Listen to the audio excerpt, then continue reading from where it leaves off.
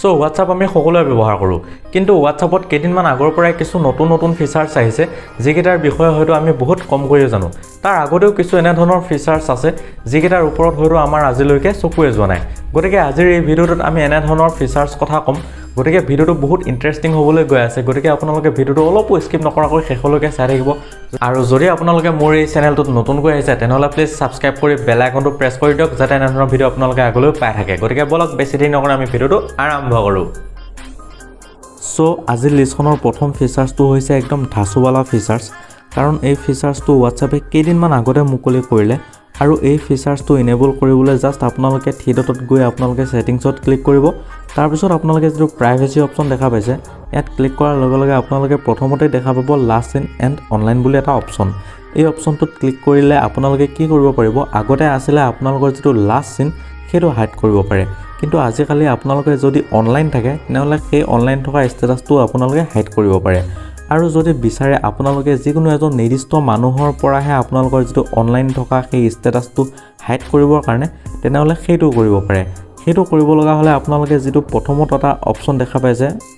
3 নম্বৰত মাই contact expect বুলি সেই তাত গৈ আপোনালোকে যিকোনো এজন মানুহৰ যিজন মানুহক আপোনালোকে আপোনালোকৰ যেটো অনলাইন থকা ষ্টেটাসটো সেইটো হাইড কৰিব বিচাৰে সেই মানুহজনক আপোনালোকে সিলেক্ট কৰি ল'ব ইয়াত আপোনালোকে মাল্টিপল মানুহ আপোনালোকে সিলেক্ট কৰিব পাৰে সাপোজ মই আপোনালোকৰ দুজন মানুহ সিলেক্ট কৰি ললো সিলেক্ট কৰি লোৱাৰ পিছত আপোনালোকে তলত এটা অপচন দেখা পাইছে সেই অপচনটোত আপোনালোকে টিক চিন মাৰি দিব মাৰি দিয়াৰ পিছত আপোনালোকে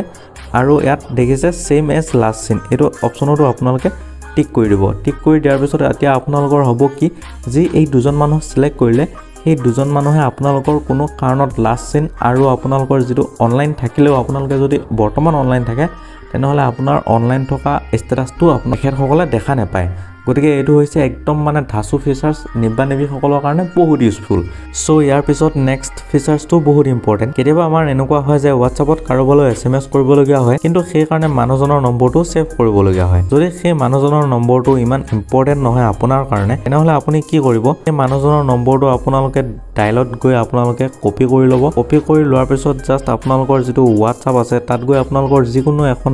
ডেট ছেটত গৈ আপোনালোকে এই নম্বৰটো সেন্ড কৰিব সেন্ড কৰি লোৱাৰ পিছত যেনেকৈ আপোনালোকে সেই নম্বৰটোত ক্লিক কৰিব ক্লিক কৰাৰ লগে লগে ডাইৰেক্টলি সেই নম্বৰটো তাত আপোনালোকে এনে ধৰণে আপোনালোকক দেখাই দিব গতিকে এই নম্বৰটো আপোনালোকে এনে ধৰণে সেভ নকৰাকৈ আপোনালোকে মেছেজ ভিডিঅ' কল বা আপোনালোকে কল কৰিব পাৰে এইটো হৈছে সেকেন্ড অপচন এটো বহুত ইম্পৰ্টেন্ট আৰু ইয়াৰ পিছৰ ফিচাৰ্ছটো হৈছে যদি আপুনি আগতে কোনো মানুহক ভিউ ওয়ান্স কৰি ফটো এখন সেন্ড কৰে আৰু তেখেতে যদি সেই ফটোখনৰ স্ক্ৰিনশ্বট মাৰি থয় তেনেহলে আপুনি সেই ফটোখন ভিউ ওয়ান্স কৰি দিয়াৰ কোনো মতলব নাই গতিকে আজিকালি কি হয় আপুনি যদি সেই ফটো এখন ভিউ ওয়ান্স কৰি সেন্ড কৰে যিকোনো এজন মানুহক তেনেহলে সেই ফটোখন আপোনালোকৰ কোনো মানুহেই স্ক্ৰিনশ্বট মাৰিব নোৱাৰে গতিকে লাহে লাহে WhatsAppে বহুত সিকিউৰিটি পেটচ আপডেট কৰি আছে